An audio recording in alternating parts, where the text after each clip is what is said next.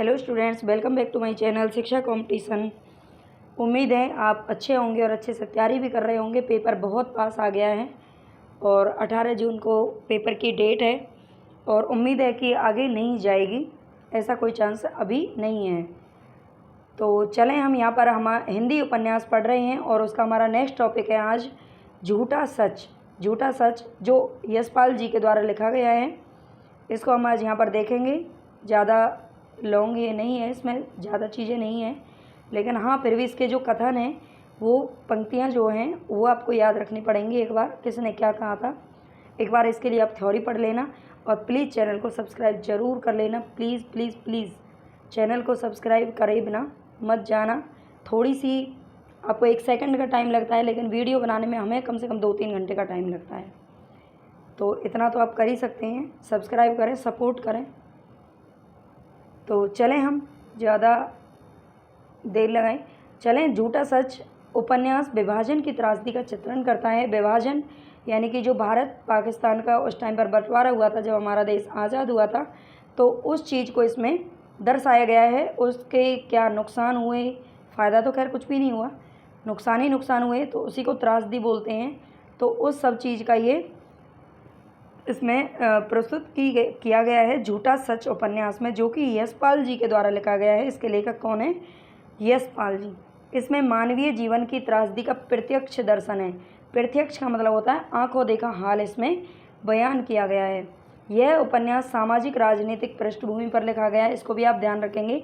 सामाजिक यानी कि समाज में क्या क्या हो रहा था और क्या इफेक्ट पड़ा, और राजनीतिक तो आप जानते ही हैं कि राजनीति के कारण ही ये सारी चीज़ें उथल पुथल देश में मचती है ना। और उपन्यास में यशपाल जी ने कब से कब तक का वर्णन किया है, तो 1942 से 1957 तक।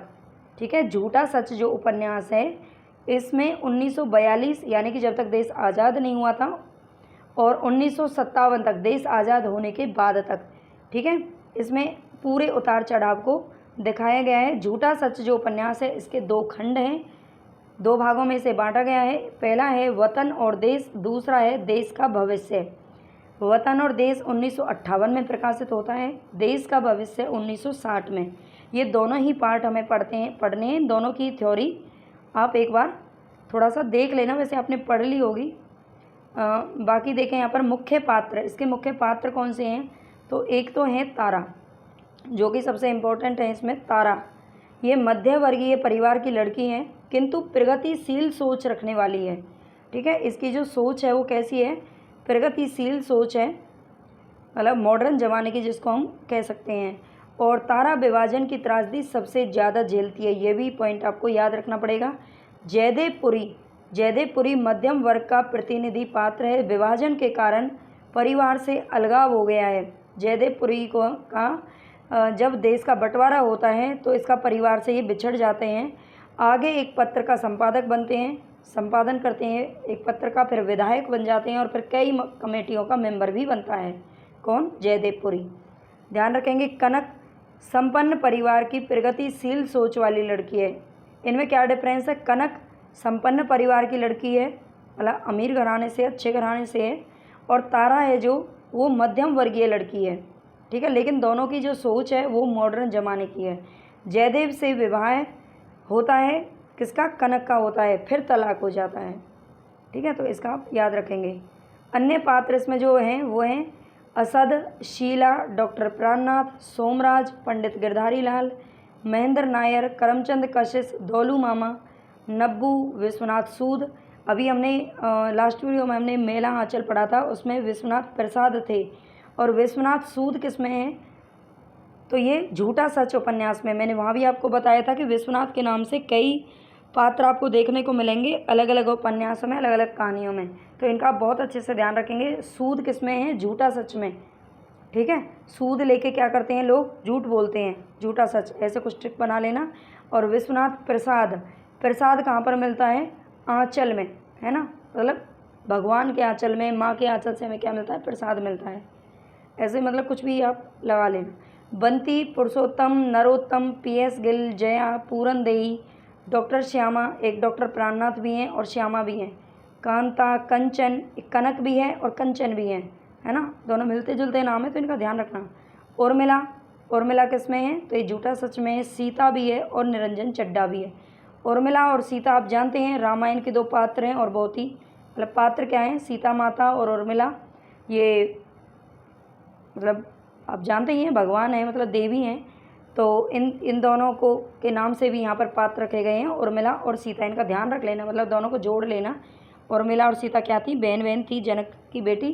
तो ये दोनों किस में हैं, इनके नाम से जो पात्र हैं वो हैं झूठा सच में। ठीक है, यशपाल जी के बारे में हम अन्य जो तथ्य हैं उनको भी थोड़ा सा देख लेते हैं।